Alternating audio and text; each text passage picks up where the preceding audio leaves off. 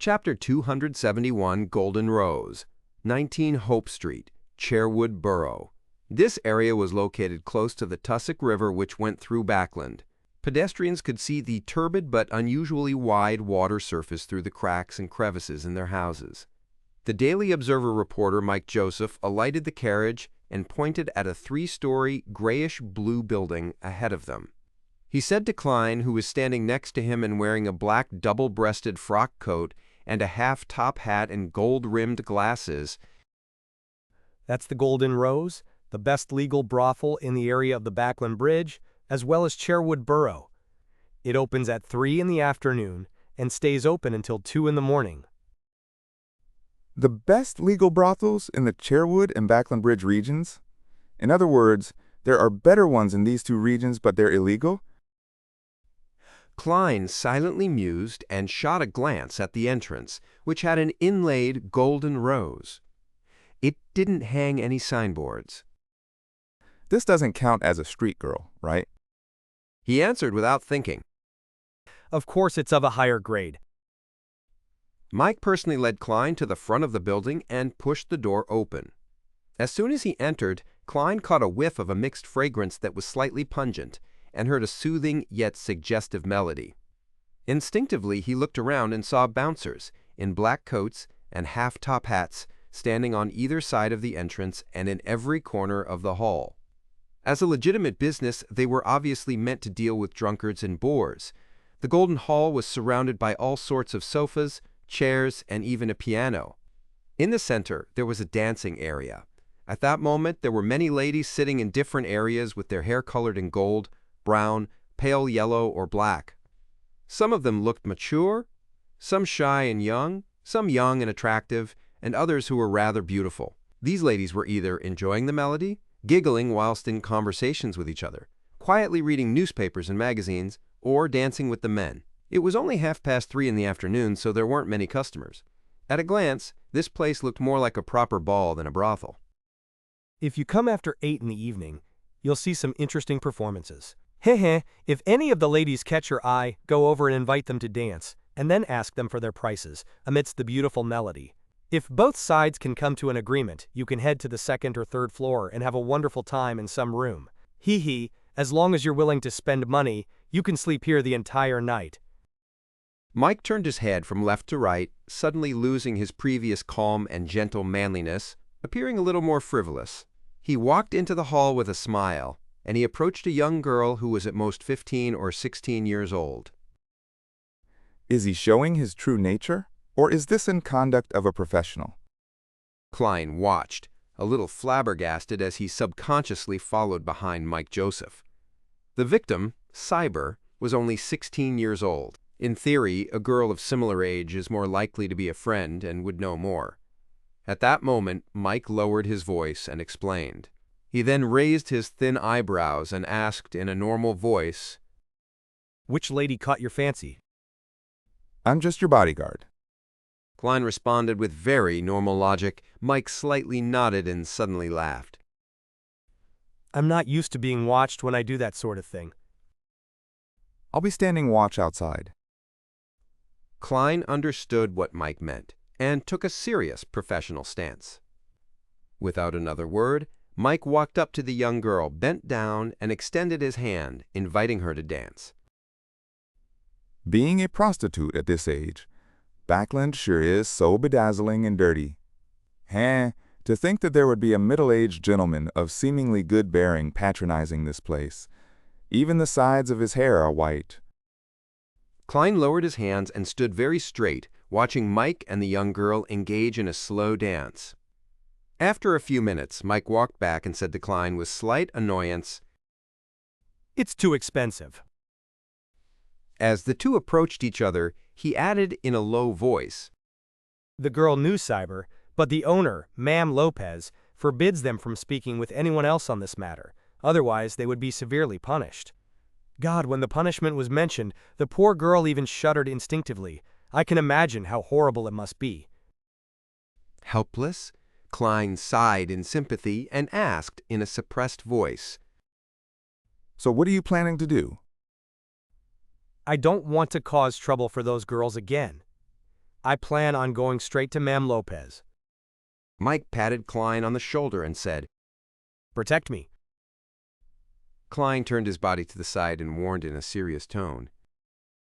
If we encounter a dangerous situation, you must listen to me. Do you understand? Listen to me. Okay. Mike raised his hands to his shoulders and nodded. As he spoke, he walked towards a single sofa in the corner. There was a charming lady with thick makeup in a gorgeous dress seated there. If you don't want to give up after a dance and embarrass yourself in front of those girls, I suggest you talk to Ma'am Lopez first and find out the prices of the different girls. Mike raised his voice. The lady heard their conversation and looked over. She slowly got up and smiled. Good afternoon, gentlemen. I'm Lopez. Did any girl catch your fancy? Yes, Mike suddenly sized her up and said with a chuckle, I really admire you. I admire you too. You're acting like this is your home. Klein's mouth twitched. Lopez's expression froze for a second. Then she gave a fake laugh and said, Sorry, I'm not feeling well today. You should know that there are times every month where women feel quite under the weather. Seeing that there was no way to get Lopez into a room for a conversation, Mike fell silent for a few seconds before suddenly turning serious. Ma'am Lopez, I'm a reporter. I wish to understand more about Cyber's matter. Here's my documentary proof. Lopez's face darkened, and she replied impatiently, I've already told everything I know to the police. You should ask them. Cyber was a vagrant orphan who was adopted by me. That night, she accepted an invitation from a guest to spend the night at his house, and she died on her way back in the morning. All right, please leave, or invite a lady to dance. As she spoke, Lopez waved over two of her bouncers. Klein stepped in to shield off Mike Joseph and escorted him back to the hall.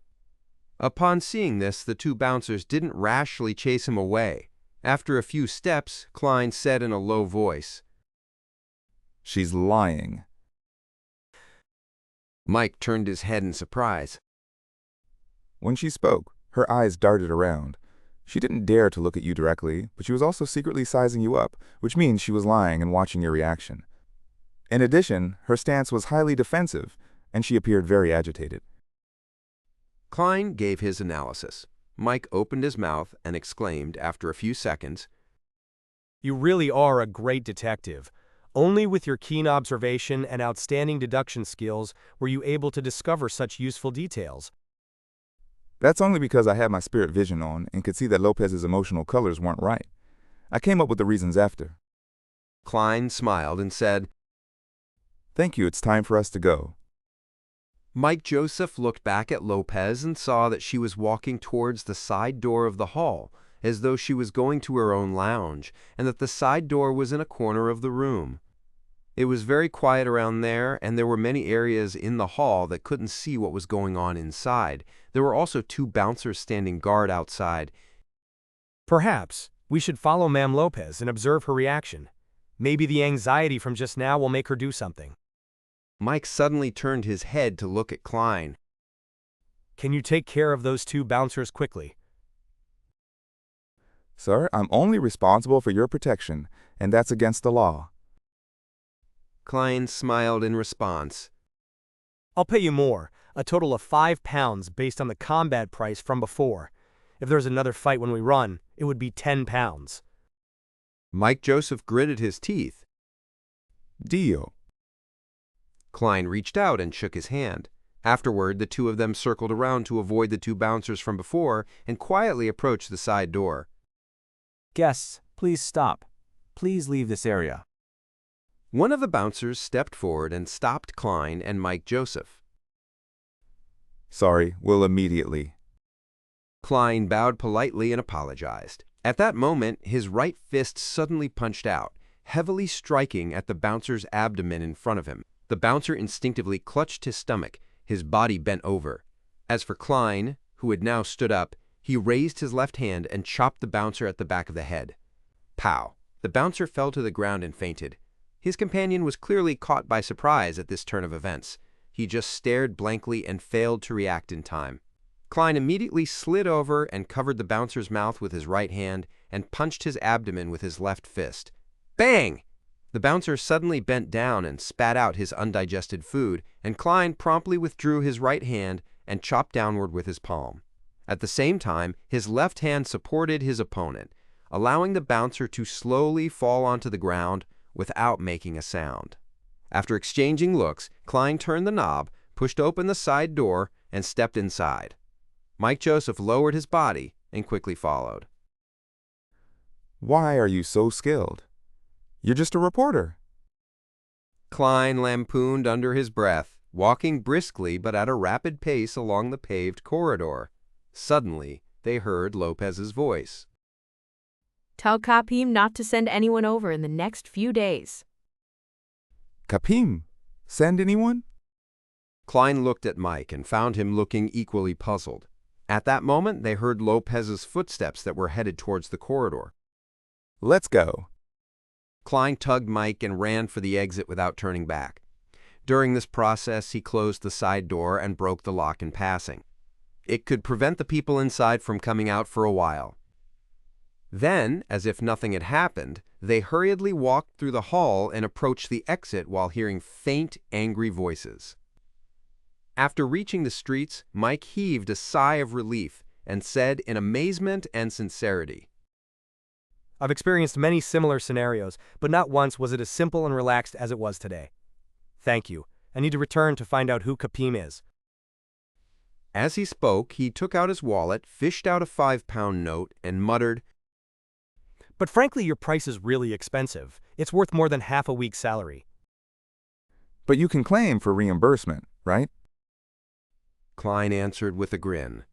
Following that, he asked in concern, Aren't you afraid that Lopez will find your newspaper firm and get the police to arrest you? That's a fake ID card.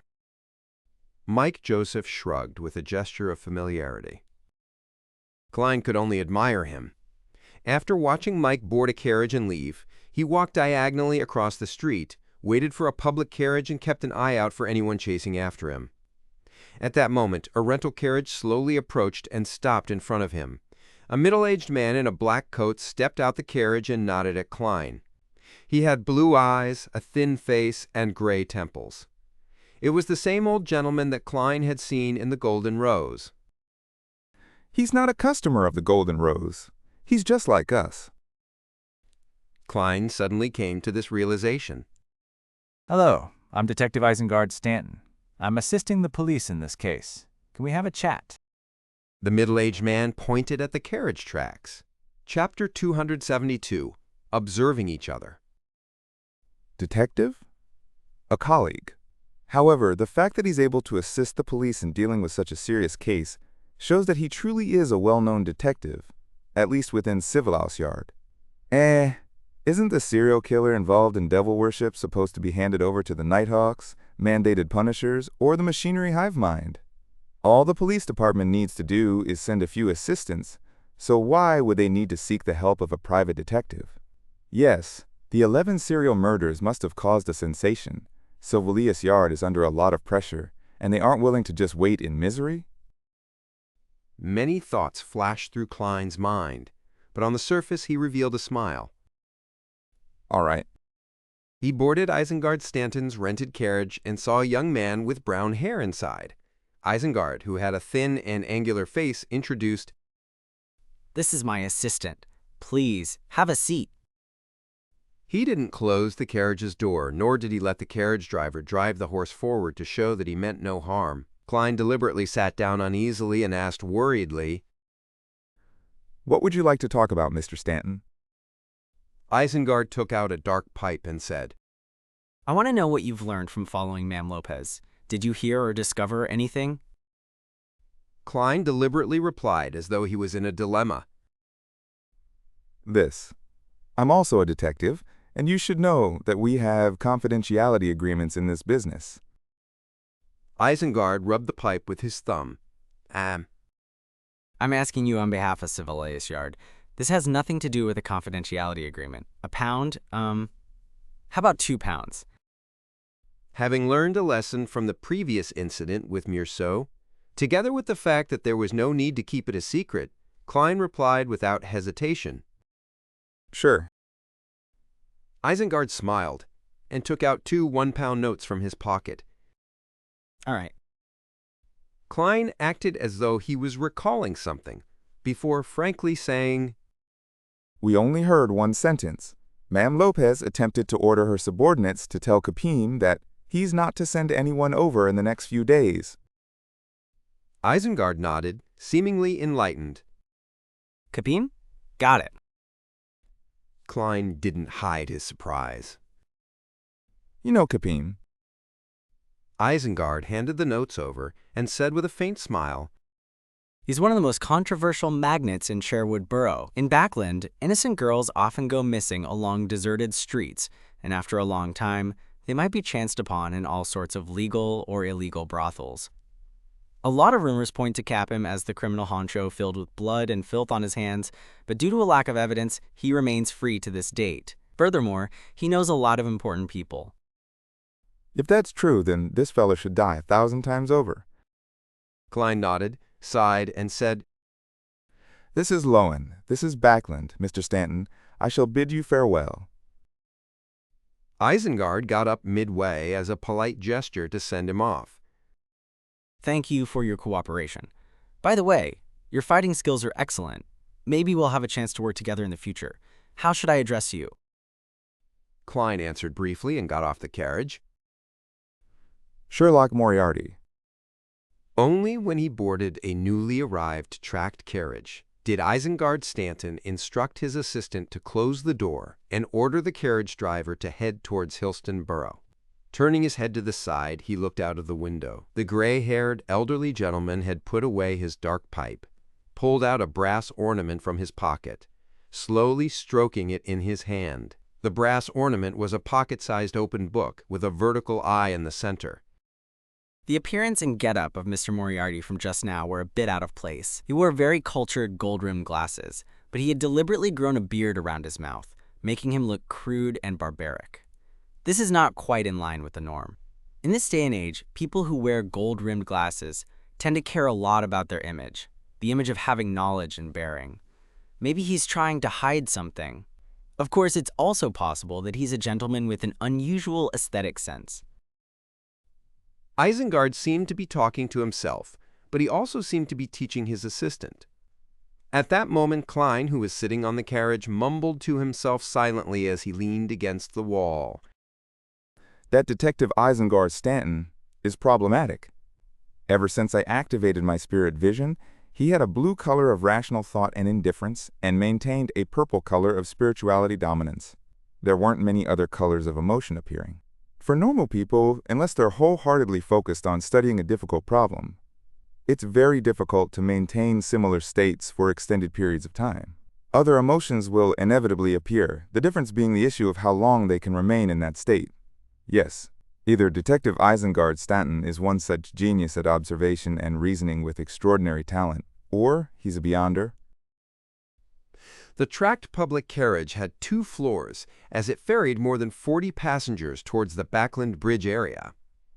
Klein gradually reined in his thoughts and cast his gaze out the window and admired the 2 to 3 story buildings on the other side of the road. Occasionally, he could see brown houses 5 or 6 stories high, a sign of Backland's latest trend and of the kingdom's most advanced construction technology. After a transfer, Klein arrived at Iron Gate Street and got off the carriage opposite the Bravehearts bar. As it wasn't the peak period at the bar yet, the moment he entered, he saw Kaspars drinking at the bar. The old man with the brandy nose had requested for a glass of Langsky proof. His eyes narrowed in satisfaction as he savored the fragrance of the malt and the burning sensation in his throat. Klein moved closer, rapped the counter, and asked with a smile, Is Marek here? At the same time, he had one hand in his pocket as he gripped Isaac's copper whistle, using his spirituality to shield its negative effects. Before he finished his sentence, he felt gazes sweep past him. It was evident that they were observing him. By the time he finished asking his question, the gazes moved away from him and focused on Kaspars. The old man with the huge scar on his face opened his eyes, and when he saw that it was Klein, he said in a bad mood, He didn't come yesterday either. Klein let out a breath of relief, no longer using his spirituality to rap Isaac's copper whistle. When I mentioned Merrick, someone looked at me. When they heard that I was asking him for his whereabouts, the gaze shifted again. Someone is also looking for Merrick. Klein resisted the urge to turn around and observe as he analyzed the abnormality. Combined with an original doubt of his, he felt that the question now had a general answer to it. I was puzzled last week. Why would a Sequence 5 Miss Bodyguard accept a 3-day protection mission for £1,000? This isn't to say that the price is too low, but rather that someone of that level already counts as a powerful person. In the Church of the Goddess, she's qualified to be a Nighthawk deacon, or a diocese bishop. If she can gain the favor of a holy artifact, she can even compete for the position of an archbishop or a high-ranking deacon. Among the various secret organizations and intelligence agencies, Sequence 5 also implies that the person would be the person in charge of a borough, or at least the number 2 or 3. Even if it were a Beyonder who isn't a part of any organization, a person with such strength would be able to establish a small organization of their own. No matter which point of view it was from, Ms. Bodyguard could enjoy tributes from her subordinates, so there was no need for her to personally take the job. At the time, I thought that I had most likely hired a Sequence 6 security guard who would be able to last a little longer against the expert sent by Bakerland, creating a chance for me, but who knew that Miss Bodyguard would be so terrifyingly strong. Judging from today's events, Miss Bodyguard and Merrick are probably similar to me. Their identities are sensitive, and they have to hide away. Yes, their situation might be even worse, and they have to constantly worry about being hunted down. TCH, to be able to hunt Miss Bodyguard, even if that organization doesn't have any high-sequence Beyonders, they must have some holy artifacts, or multiple Sequence 5 members. Of course, this is just my hunch. Perhaps it has to do with the exposure of Merrick as a Beyonder, and he's now targeted by the Machinery Hivemind Squad. After some thought, Klein said with regret, Is that so? I was planning on playing cards with him. Upon hearing something that didn't match Klein's usual manner of speech, Kaspers was alarmed. He didn't look around either, but chortled and said, I'll be having a card game tonight. Texas, do you want to join in? No, I just want to play till dinner. Sigh, I think I'll just head home. Klein sighed and left the Bravehearts bar without even ordering anything to drink. He had intended to ask Kaspars about other Beyonder gatherings, but in that situation, he carefully abandoned the idea. In fact, he could have gone to a card room or some relatively sealed area to talk with Kaspars, but just to be safe, he decided to wait until next time. Klein was in no hurry to return home. Instead, he went to the one-bedroom apartment he rented in Eastborough and started divining above the gray fog to confirm that no one was following him. After easing his mind, he reached Minsk Street before it was completely dark and found all sorts of subscribed newspapers crammed into his mailbox. He mumbled silently as he opened the door and went inside before twisting the gas lock. I was in a hurry to leave today, so I didn't even have time to read it. At the K-Log Club, I had a good meal after shooting practice and took a nap before being forced to play a few tennis matches with Talim. My skills aren't good enough, but my physical fitness can make up for that. He brought the newspapers into the living room and sat on the sofa. He lit the wall lamp and started reading. Klein first read through the Backlund Morning Post and immediately flipped to the 5th page and saw an advertisement. It was an advertisement for the Ernst firm's purchase of goods. The prices were 7 pence per liter of flour, 1 solely of butter, 6 pence per pound of lard, 1 solely 3 pence per pound of cream, 8 solely per pound of Marquis black tea. In other words, there would be a Beyonder gathering in the same place at 8 in the evening tomorrow. The code to the door is to knock 7 times heavily, 1 time lightly, 6 long intervals, and 1 short interval in that order. The remaining 3 and 8 are meaningless.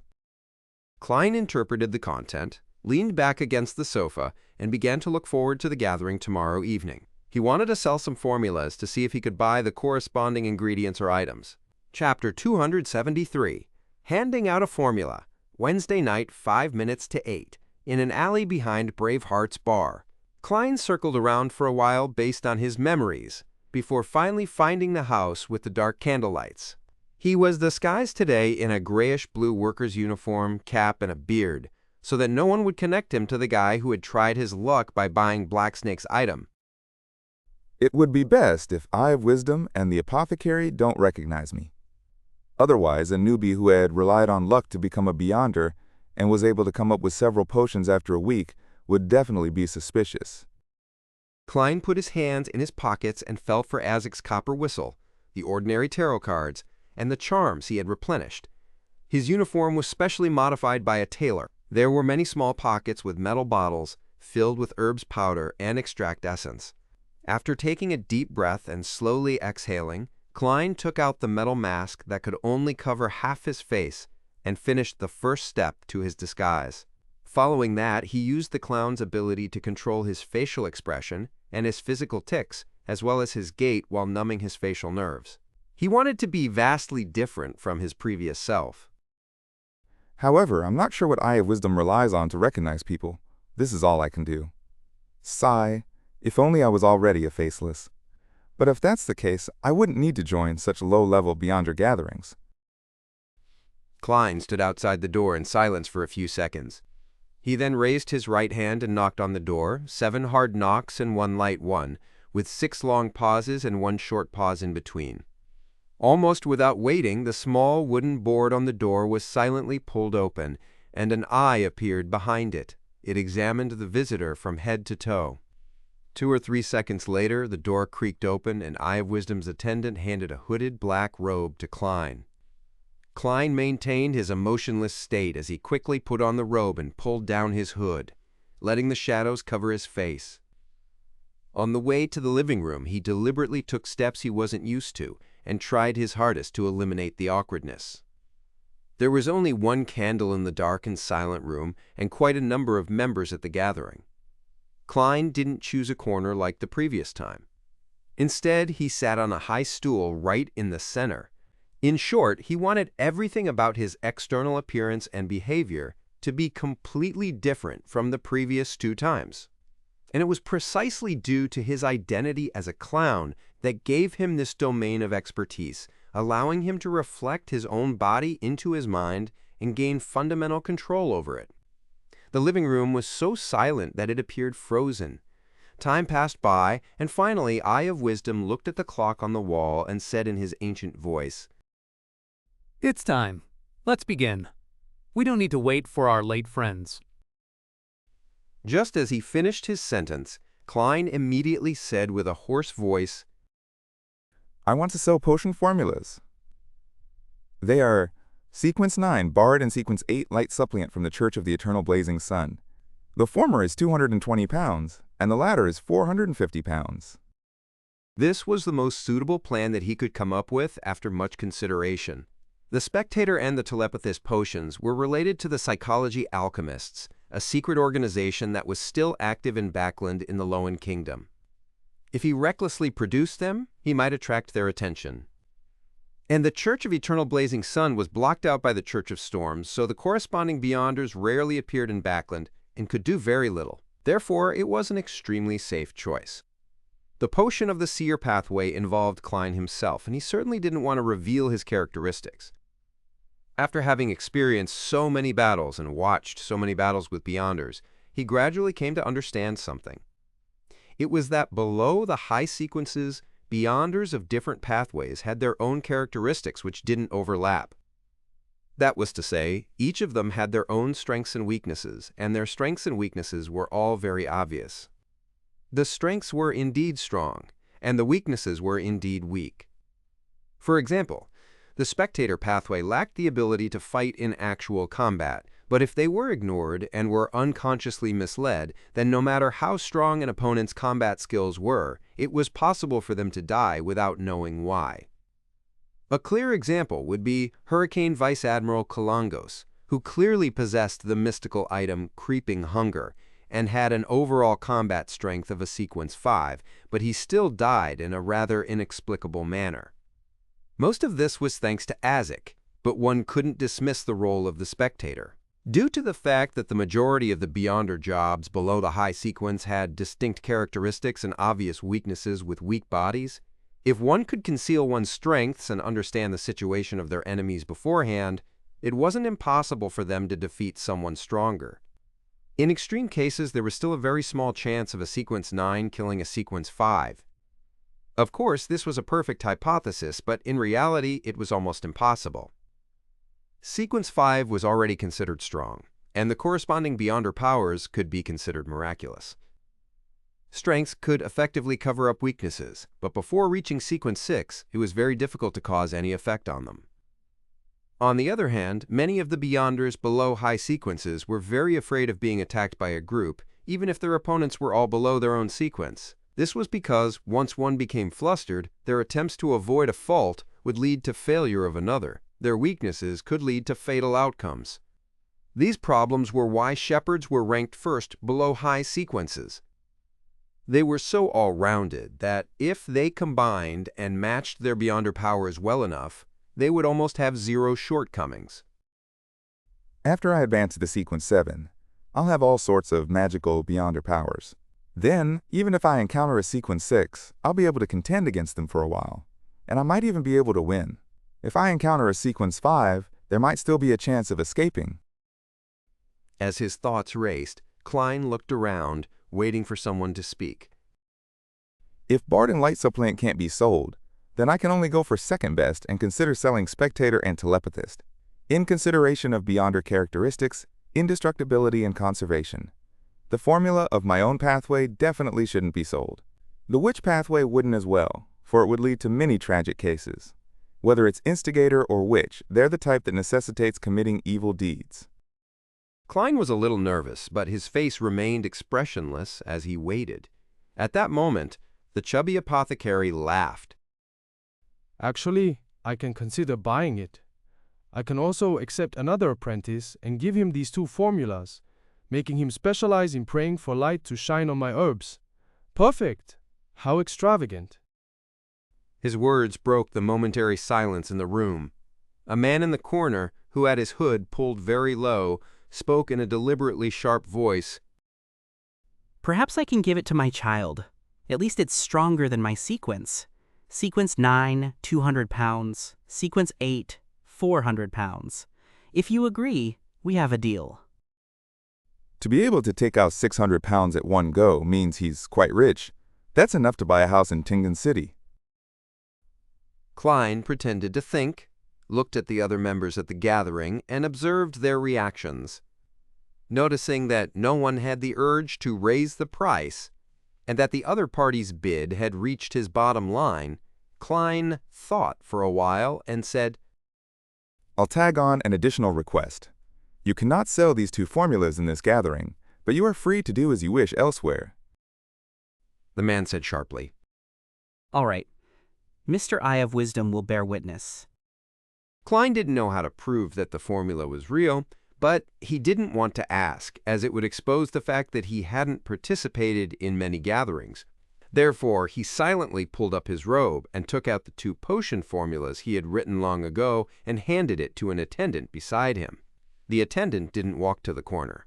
Instead, he went to the single sofa in the center and handed the folded paper over to the Eye of Wisdom. The old gentleman spread out the paper and, without taking an extra look at it, placed it on a small round table beside him. Then he took out a handkerchief and wiped his right palm. From his pocket, he took out a ring inlaid with many tiny diamonds. This ring was complicated and exquisite in design. In the middle of the ring was a dark green gem that looked like an eye. Just by looking at it from a distance, Klein felt his head swell and his body turn uncomfortable. It was just like back when he was taking his math examination. Eye of Wisdom solemnly wore the ring on his right middle finger and then closed his eyes, as if he was preparing something. Suddenly, the emerald green gem on the ring bloomed with a resplendent golden color, which was as bright as the sun. Eye of Wisdom quickly extended his right hand and let the gem touch the potion formula written by Klein. The rays of golden light became purer until they eventually turned into a holographic projection. Eye of Wisdom announced in a low voice. Authentic and effective. He immediately removed the ring from his finger, not daring to wear it for another second. His tone sounds just like a notary. That ring is the most prized item in Mr. Eye of Wisdom's collection, Sealed Artifact 2081. It emulates the powers of a notary. Klein watched on thoughtfully, feeling a little covetous. After the notarization, the deal was quickly concluded, and Klein received a thick wad of cash, all in 10-pound notes. After counting the bills 3 times, he didn't fold and put them in his pocket. Instead, he held them in the palm of his hand and waited for an opportunity to spend them. He planned on observing for a moment to ensure that there was nothing he needed before speaking again to mention his desire to purchase things. At that moment, the apothecary looked around and said, I brought a few bottles of sedatives. He really brought it? I've already forgotten all about it. In order to be different from his past self, Klein could only pretend that he wasn't around. After shouting a few times and seeing that there was no response, the apothecary muttered, That guy didn't come this time? Maybe he's dead somewhere. Thank you for your blessings. But it's delightful that you failed to recognize me. Klein heaved a sigh of relief. The apothecary habitually asked for Spring of the Elves marrow crystals again, but it was in vain as usual. Moments after he shut up, a woman whose face was completely shrouded by her hood said with 2 boxes at her feet, I have 2 weapons with beyonder effects. This must be the lady who sold the inscribed steel sword the last time, right? My spirituality instincts as a seer tells me that. She has another 2 similar weapons? Backing her is some Beyonder armament organization, right? Well, maybe she has an artisan behind her, also known as Sequence 6 of the Machinery Specialist and Savant pathway. Klein looked over with anticipation. He had agreed to give the son a Beyonder weapon worth 500 to 700 pounds, which could effectively his combat ability. He didn't promise the specific type and characteristics. So long as it was similar and could be used, he could buy it. In any case, the son wasn't picky about it. Chapter 274, Beyonder Weapon. The woman with the hooded face looked around her and said, The 2 weapons this time are easy to carry around. One of them is the Whip of Slowness. It's a replica of a particular mystical item. It can constantly create formless restraints, influencing your opponent bit by bit, slowing down his actions gradually. The longer you last in battle, the more effective it would be. It can still be used for 2 years, 450 pounds, or the potion formula for Barbarian. This whip sounds pretty good, and it feels like the spider silk ability of the Demoness of Pleasure. However, would it seem a little strange for little son to use a whip? Klein asked in a hoarse voice. Can this invisible binding effect affect spirit-type creatures? For example, wraiths? The lady shook her head slowly. No. Without waiting for any further questions, she continued introducing. The second weapon is called the Axe of Hurricane. It can raise the user's agility and running speed. There's also a 15% chance of inflicting a numbing effect to the enemy and a 5% chance of producing a bolt of lightning. If used in a thunderstorm, the chance of the lightning bolt will be raised to 50%. This has all been verified through experimentation and concluded through copious amounts of data. This weapon's effects can last for no more than a year. 520 pounds, or the potion formula to Barbarian. This is much stronger than the Whip of Slowness. If it wasn't for the fact that it only has the Beyonder effects for a year, it probably wouldn't be this price. Right, according to the description of Little Sun and the scene I vaguely saw, in the air above the City of Silver and the surrounding area, there are always flashes of lightning. The highest frequency is during daytime and the lowest frequency is during nighttime. This is very similar to a so-called thunderstorm environment. If it's really effective, then this Axe of Hurricane would be a truly mystical item in the hands of Little Sun. Each strike has a 50% chance of blasting out lightning. It would be absolutely formidable. Even if that doesn't work, looking at the most basic Beyonder effects of the Axe of Hurricane, it's still quite a good weapon, and it meets the needs of Little Sun. As for the problem that it can only be used for a year, it's not a big problem to solve. In 1 year, with Little Sun's digestion rate and City of Silver's Beyonder resources, as long as he has the potion formulas, he would at least be Sequence 6 by then. At that point in time, he'll definitely need to replace his weapon. As his mind whirled, Klein basically determined that he was buying the Axe of Hurricane. At that moment, the apothecary muttered, Is an axe easy to carry around? I feel like I've heard a joke, and I think it might be more appropriate to make a wrench. Say, can't you sell stuff like revolvers with Beyonder effects? I will try my best to collect similar items. The woman emphasized the word collect. All right, friends who are willing to buy one of these weapons, please make a bid. Before Klein could even speak, he heard a male voice from the long sofa. Axe of Hurricane, 520 pounds. The woman waited a few seconds before asking again, Is there anyone else who wants to bid? 530 pounds. Klein added 10 pounds. The man immediately replied, 550 pounds. This. Little son, if he raises it to more than 600 pounds, I won't be buying it. I'll get you a new whip. With a definite strategy in mind, Klein called out very calmly, 560 pounds. He tried to make it appear that no matter what offer was made, he could add on an additional 10 pounds. And the 600 pounds he had just earned was just enough to put invisible pressure on the other party. Upon hearing the latest price, the man fell silent and shrugged. All right then, it's yours. Phew. Klein secretly heaved a sigh of relief. Is there anyone else who wants to bid for the Axe of Hurricane? The woman asked again, but the room was silent. Sold. The lady didn't hesitate any longer and handed the box next to her right foot to the attendant. The attendant had the eye of wisdom appraise it before bringing it to Klein. Money was handed over in exchange for the item.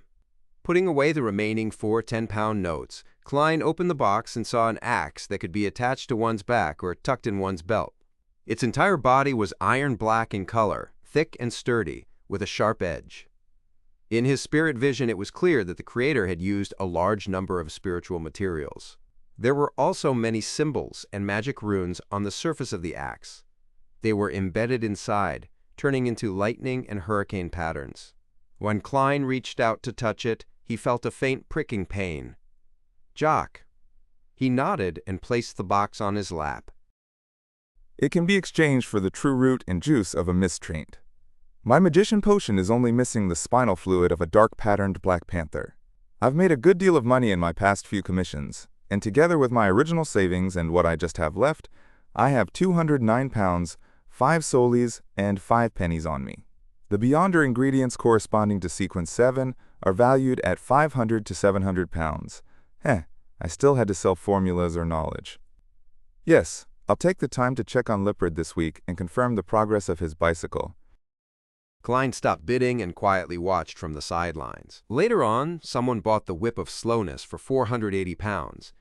And a Beyonder ingredient called Heart of Featherman wasn't sold because its price reached 1,600 pounds and nobody wanted it. According to his knowledge of mysticism, Klein knew that this Beyonder ingredient would be classified in the category of sequence 6. In the following transactions, more failed than succeeded. After all, most of the Beyonders who came to the gathering had a specific purpose, and they wouldn't casually waste money and resources. They weren't like Klein, who bought any weapon as long as the Beyonder effects were good enough. Towards the end, a man sitting quietly in a corner said with a deep voice, I want to sell a formula potion. Sequence 9, Corpse Collector, 230 pounds. Corpse Collector? I remember that this potion formula can only be found in the Church of Evernight, Church of the God of Combat, and the Numinous Episcopate. Has an undercover Nighthawk sneaked in, or is he a member of the Numinous Episcopate who's trying to revive death? Of course, it isn't that strange for low-sequence formulas to be found in the wild. This isn't a huge secret. I remember old Neil mentioning that the formula for Corpse Collector involved a desiccated black-spotted frog. Klein controlled himself and didn't smile. He thoughtfully looked ahead and discovered that the potion formula of Corpse Collector was quickly sold. The potion formula for sequence 9 is very easy to sell. Before, there was just a single sequence 8 Folk of Rage formula that failed to close several times, while my light supplement formula matched with sequence 9 Bard was sold relatively easily. Yes, most Beyonders would collect sequence 9 formulas if they have the money to spare. They can give their own children and students more opportunities to choose from, allowing them to walk a path that they preferred. Under this premise, if a sequence 8 formula doesn't have the foundation sequence 9, they would have to wait for Beyonders who are attempting to advance, and there might not even be one in 1 to 2 years. After all, the circle of Beyonders is very scattered, and most people don't know about the acting method. Yes, they also don't know the law of beyonder characteristics, conservation, and indestructibility. Klein silently thought and didn't speak. After another 15 minutes, seeing that the gathering was about to end, he asked probingly, Who has the complete spinal fluid of a dark-patterned Black Panther? Silence. No one spoke in the living room. Klein thought for a moment, then added, I will provide payment that no beyonder would refuse. For example, the law of beyonder characteristics, conservation, and indestructibility. Unfortunately, I've already sworn to the goddess that I wouldn't impart the acting method to anyone else. I've already died once. I wonder if that oath is invalid. Klein forcefully retracted his scattered thoughts, but he still didn't hear anyone speak. Okay, next. He deliberately made a shrug that he wouldn't normally do. Mexani. The apothecary cleared his throat and said, I brought quite a few of my own medicine. Take a look at what you want. It's not expensive at all. It's just a few pounds, or even a few solely. When the lady selling beyonder weapons heard this, she asked curiously, I want to know if the dangerous beast in the sewers has been eliminated? The apothecary snorted immediately. You asked the right person. After saying that, he spread out his hands. I don't know either. After I got someone to make a police report, I haven't been to the sewers ever since. Bro, you're asking for a beating. It must have been hard for you to grow up so healthily. From the looks of it, it was very wise of you to choose the apothecary job. Klein couldn't help but lampoon in Chinese. The woman took a deep breath and slowly exhaled without saying a word. When all the strange medicine the apothecary had brought were sold, Eye of Wisdom announced that the gathering was over. He delegated Klein to be fifth to leave, through a secret passage in the basement. From the looks of it, Eye of Wisdom didn't recognize me either. With some relief, Klein took off his hooded robe and tossed it to the attendant. Then, he walked out of the passage and skillfully circled around it. After confirming that no one was following him, he took off his iron mask, left the secluded street, took the box containing the axe of Hurricane, and headed straight to Eastborough. There were no gas lamps on Black Palm Street in Eastborough, and after dark, it was like an abyss. In a particular apartment here, Klein sealed the room with a wall of spirituality. Then he summoned himself and carried the axe of Hurricane above the gray fog. If it had been a little heavier, I wouldn't have been able to carry it with me, even if I had Mr. Azek's copper whistle to reinforce my spirit. Then I would have to switch to a sacrificial ritual. Klein mumbled, sending his thoughts to the illusory star corresponding to the sun. The world has sacrificed the weapon to me. You can prepare the bestowment ritual. City of Silver. Upon seeing the gray fog and hearing Mr. Fool's instructions, Derek Berg immediately sat up and rushed to prepare. Before holding the bestowment ceremony, he silently took out his knight's sword and made a few vertical slashes to ease his anticipation. Would it be a straight sword, a broadsword, or a great sword? Derek stopped without realizing, unable to stop himself from thinking, and subconsciously pictured himself using that powerful weapon. After a while, during the ritual, he saw the beyonder weapon that belonged to him. It was an axe. Chapter 275, Pound Family. Dear Mr. Fool, please tell Mr. World that I'll try to gather the miscreant's true root and juice as soon as possible. After receiving the son's reply, Klein nodded indiscernibly and muttered to himself. From the looks of it, he's rather satisfied with the weapon.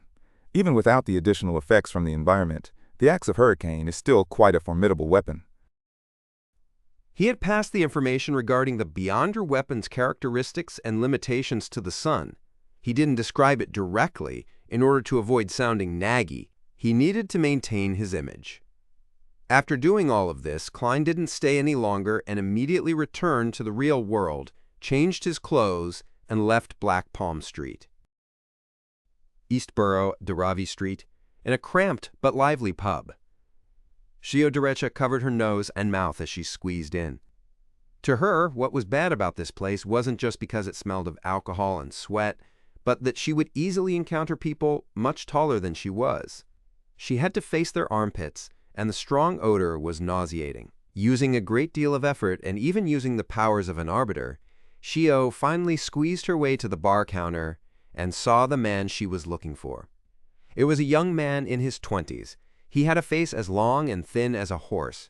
His eyebrows were messy and ferocious, but his facial features were relatively soft. He was gulping down alcohol and laughing loudly with the patrons around him. Gio banged on the wooden counter. Williams, I have something to talk to you about. This boorish action immediately attracted many angry gazes. However, they quickly retreated under the stern gaze of an arbiter. Williams said, half drunk and half surprised. Oh, CO, I haven't seen you in days. Let me see, it's been a week? No, at least 3 weeks. Care for a drink? Half and half? Half and Half was one of the most popular alcoholic beverages in East Borough, made from malt beer and fortified grape wine, and because it is precisely made up of 2 constituents of equal proportion, it was known as Half and Half. CO pricked up her brows. Are you really gonna let me drink? The boss, who was wiping the glasses, hurriedly answered on Williams's behalf. No, he doesn't. He clearly remembered how deadly the girl would become when she got drunk. She would use her fists to persuade the guests to quit drinking and throw them out one by one. The corner of Williams's mouth twitched as he spread out his hands and said, Go on, why are you looking for me? He was one of East Borough's informants and was connected to several gangs. Shio frowned and said, Williams, can't you quit drinking? Save your money, marry a nice girl, and come home every day to hot water, food, and warm greetings. You can share all the things you've seen in the day with her, and she can tell you about the trivial things that happened in your house, and there will be cute kids who will kiss you on the cheek and play around you. Isn't such warmth nice? She was able to gain a quick foothold in Backland's East Borough, all thanks to Williams's help, so she had always wanted him to be better off. Williams scoffed. Warmth? It's built on the money I bring back, and I've seen through the farce. If I could bring home 20 soldi a week, I'm sure my family would be warm and just as you described it to be. But if not, Lord, the screams and insults from the woman, the cries and shrieks of children would drive me crazy. My mom is a good example. Every time my old man comes home, he'll beat me up and make a ruckus, so if that's the case, I might as well use the soli and the pence on me to trade for drinks. No one cares how much I earn here. Everyone drinks and chats, and the mood is really good. If I want women, there are cute street girls outside. They wouldn't quarrel with you. Shio smirked and said, You really are an incorrigible believer of the Lord of Storms. One day, you'll die from alcoholism or some strange disease. Williams replied without minding what she said. At least I've enjoyed life. I haven't worked in almost 3 days, so I'm not going to give you a discount. Zio stopped persuading him. She stroked her short, disheveled blonde hair and handed him the portrait of Lenevis that Audrey had given her. Help me keep an eye out for this man. Find him as soon as possible. Here are different portraits of him. Williams spread out the piece of paper in his stupor and glanced at it before T.S. King. He looks too ordinary, and there are so many people in East Borough. There are people who die at any moment. Some leave, some come, and others become vagrants. It'll be difficult to find him. Sio took out a 5 soldi bill and handed it to him. In short, help me keep an eye out. Notify me immediately if you find anyone who looks like him. Here's some beer money. If you can find the person in the portrait, I'll give you another £10. Williams whistled. 10 pounds? Shio, when did you become so generous? Or is this person worth more? Sio pretended to look around the pub and answered, That's how much his reward is worth. £10 for providing clues. Don't forget about this matter. I'll come back in a few days' time. She had already run through nearly half of East Borough and issued the mission to the gang leaders and informants she knew, and she had paid several pounds in advance. As long one of them succeeds, I'll earn it all back. All those profits. Sio silently cheered herself on and walked out of the pub with her nose and mouth covered. At that moment, the scene gradually turned chaotic due to some conflict between a few drunkards. Co glanced over in exasperation, then raised her voice and shouted, Stop. A sense of dominance reverberated within the pub, and it was as though the drunkards had met their nemesis as they hurriedly sat down. Some of them even hugged their heads and squatted on the ground. Yo sighed, feeling a mix of satisfaction and anticipation. Phew, I wonder when I'll advance to sheriff. On Thursday morning, Klein took the long trip to St. George Borough, which was like another city altogether, to show some concern for his first investment. With his last tip and the revelation from Roselle's manuscript, Leopard was progressing very quickly on the bicycle project and had already built a crude prototype. This was very much in line with Klein's impression of bicycles. After a trial ride, Klein offered a few suggestions for improvements, saying he would disperse the second investment payment next week and expressed his hope of bringing in new investors as soon as possible so that the project could enter an industrial phase. The only problem was that Leopard believed that he was the inventor and had the right to name the product. He wasn't satisfied with the term bicycle and intended to adopt the more popular term bike. Klein didn't care. At noon, he returned to 15 Minsk Street, but before he could take off his hat, he heard a series of illusory pleas. Still in thought, Klein prepared to enter the living room and head to the second floor.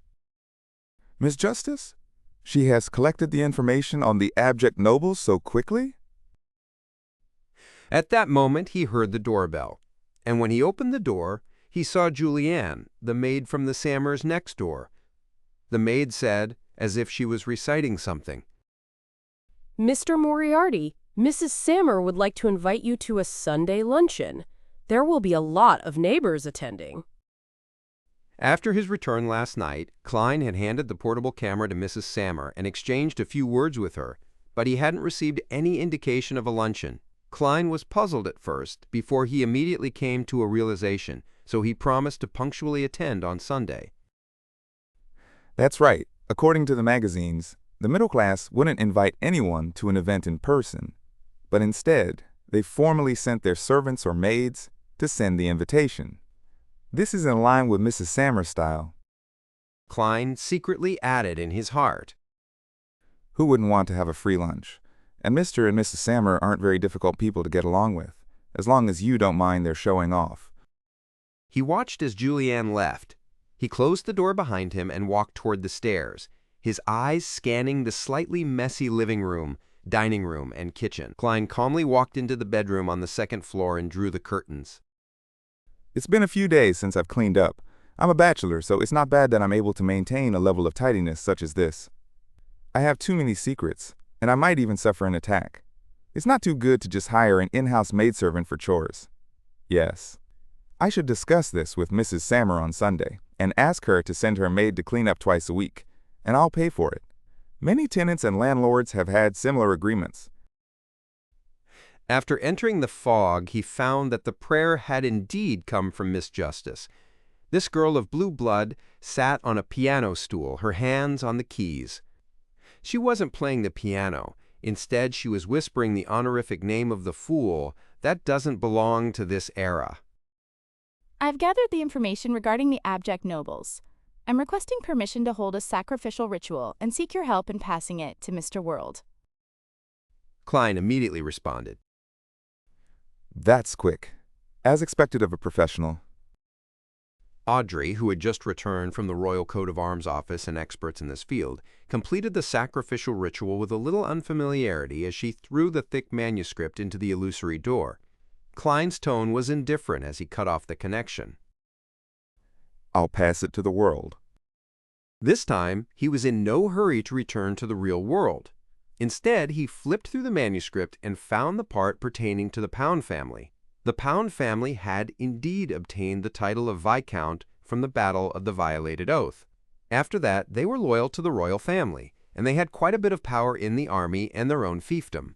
However, 32 years ago, two of the family's heirs died from serious illnesses, one after another. At that time, the old Viscount had no choice but to bring the child of a distant relative home. Not long after, the old Viscount passed away. As the child was still young, under the enticement and instigation of the servants, he changed the butler and turned foppish. In just 8 years, he had lost most of his fortune and was reduced to a baron. Even the family's house in Backland was sold. In the years that followed, his title was reduced once again to that of a baronet. Died of serious illnesses, their corpses are probably nowhere to be found. They should all be in that innermost room in the underground structure, outside that bloody door. The old Viscount must have deliberately concealed the matter, preventing the royal family, military, or churches to investigate. From the looks of it, the Pound family must have discovered the underground structure from the Fourth Epoch about 30 years ago. Perhaps the underground secret door was built by them. But there are more than 2 corpses in that room. There were others who had entered in ancient times to probe the area. Well, I'll have to talk to Baronet Pound in a way that won't reveal my identity. Klein stopped thinking and looked at the last paragraph. He saw what he wanted. Baronet Pound, currently living at 29 Civilas Street, Empress Borough.